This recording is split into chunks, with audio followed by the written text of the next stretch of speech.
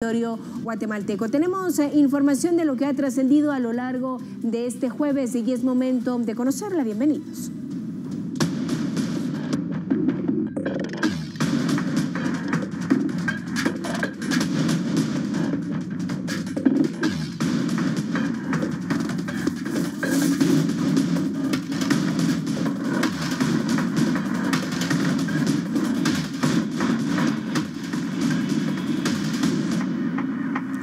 Iniciamos de lleno y es para hablar precisamente de la migración. Autoridades mexicanas localizan a más de una centena de personas intentando cruzar la frontera hacia los Estados Unidos.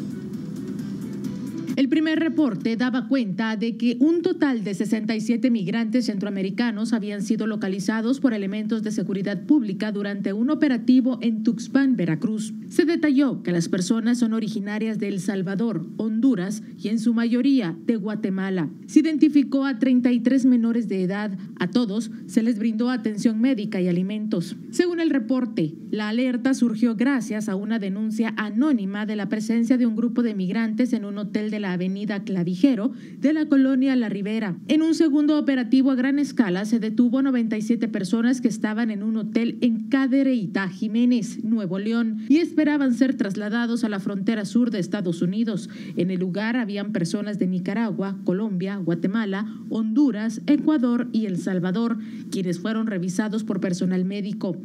En este grupo habían hombres, mujeres y niños con deshidratación y desnutrición. Los migrantes quedaron a disposición del Instituto Nacional de Migración para establecer su situación legal en territorio mexicano. Estaremos conversando en este momento con Julio Rivera Clavería, a quien le damos la cordial bienvenida a este set. Es un gusto que esté nuevamente aquí presente con nosotros y en esta noche hablaremos de la migración. Nuevamente vuelve a ser un tema, sigue siendo un tema que está sobre la mesa por diferentes factores. Las personas deciden migrar. Ahora es México el escenario de una caravana de migrantes. Buenas noches y bienvenido. Buenas noches, Alejandra. Buenas noches a todos los amigos en casa. Vea, el fenómeno de la migración, en primer lugar, es un problema que se está convirtiendo para los latinoamericanos y que países como los nuestros están comenzando a sufrir ya las consecuencias de esa inmigración masiva, porque de alguna manera también se queda gente migrante en Guatemala que al final nos complican la existencia. Pero en el tema de México es más complicado porque efectivamente el número cada vez es mayor y yo lo veo indetenible. Por lo tanto, todos estos problemas complican la existencia también para los norteamericanos. Y el problema es que hay que entender que son grupos criminales que se dedican al traslado masivo de estas personas para llevarlos a territorio norteamericano, aunque no den el resultado deseado. Pero lo más importante, creo yo, es que efectivamente busquemos una solución en Latinoamérica y en el mundo, no para detenerlos, pero sí para entender qué es lo que está pasando y cómo lo debemos de solucionar, porque más que detenerse, se va incrementando cada vez más y eso es muy delicado porque efectivamente eso demuestra que una gran mayoría de países en el mundo, tanto en África, tanto en el Caribe, tanto con Latinoamérica, están sufriendo graves problemas de pobreza y de violencia. Definitivamente, sin embargo, sabemos que uno de los detonantes más fuertes de la migración es la corrupción. La corrupción de la región, la corrupción en Latinoamérica, en Centroamérica, es definitivamente uno de los detonantes más grandes y es el motivo por los cuales familias completas deciden migrar. Estamos viendo muchos menores integrando estos flujos migratorios y a pesar de que se realizan propuestas, a pesar de que incluso Estados Unidos ofrece apoyo a estos países, la migración simplemente no se detiene. Es más, incrementa conforme van pasando los días. ¿Cuál sería entonces la solución? Quizá una solución inmediata es casi imposible que se pueda plantear, pero si lo vemos a mediano y a largo plazo, sí se puede empezar a hacer algo. Sí, definitivamente la gran mayoría de la migración masiva en el mundo está directamente relacionado con dos fenómenos que son fundamentales. Uno, el tema de la violencia y dos, el tema de desarrollo. No hay posibilidades, Alejandra, de que usted pueda detener la migración si no hay condiciones de vida para la gente. Y en ese sentido, yo creo que todas las propuestas que se nos han venido presentando por parte de los norteamericanos no solo no son suficientes, sino que no se han podido realizar.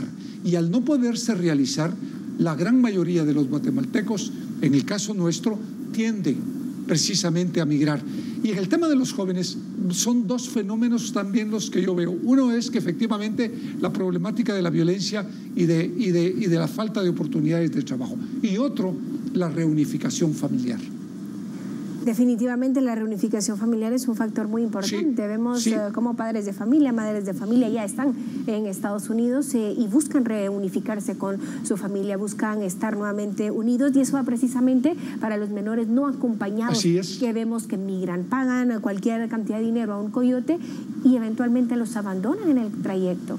Y aquí también entra la trata de personas, que sabemos es un delito transnacional y que ahora ha cobrado auge y mucha importancia. Lo que pasa es que el tráfico de migrantes y la trata de personas van conexados.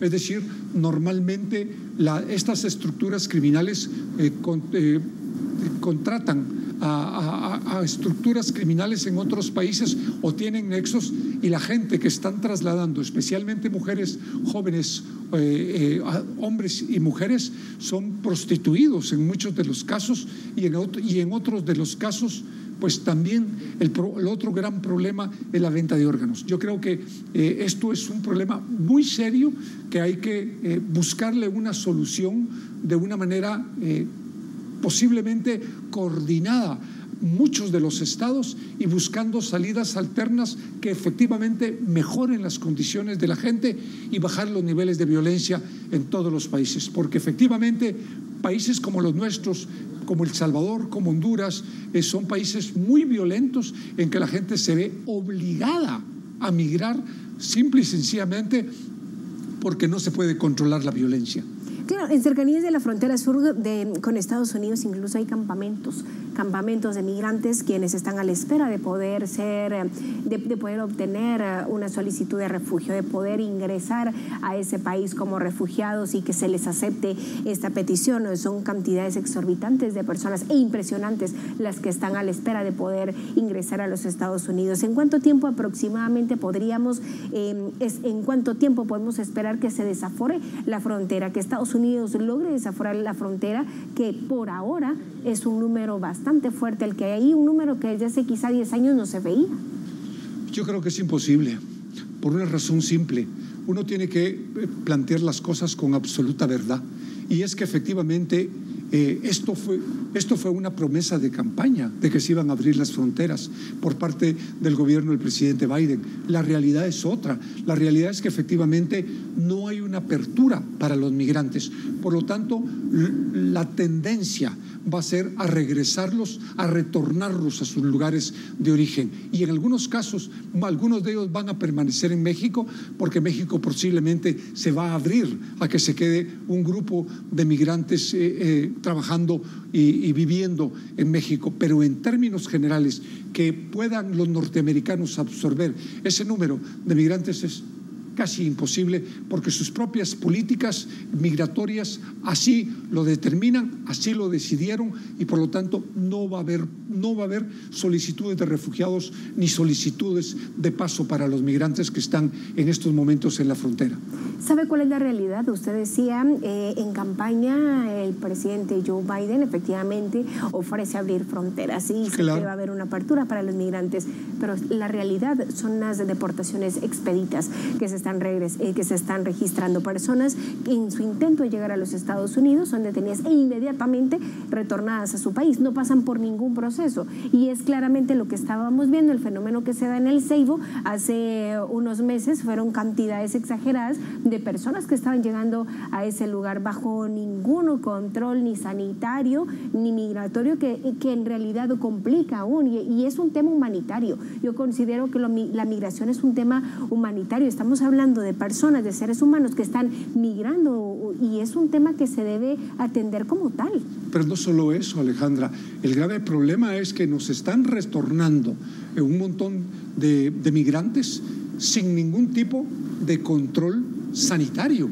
Y hoy por hoy el COVID cada vez se puede ir incrementando mucho más, y en países como los nuestros, que efectivamente no contamos los recursos para una vacunación masiva que incluya también migrantes. Por lo tanto, en ese sentido yo creo que el esfuerzo tiene que ser para que los propios norteamericanos y los mexicanos entiendan que nosotros como país no estamos en capacidad de recibir todos esos migrantes, especialmente cuando no hay ningún tipo de control, porque al final los grandes afectados podemos ser nosotros, y que se puede volver a revertir, porque esos mismos migrantes que aquí se quedan vuelven a retornar en muchos de los casos infectados. Claro, que quizá más allá de hacer conciencia a Estados Unidos, yo pensaría que habría que iniciar en hacer conciencia a las autoridades guatemaltecas, y no solo en Guatemala, sino en la región, en buscar ya esos mecanismos y esas opciones que permitan que los guatemaltecos se queden en su país, no esa necesidad de tener que salir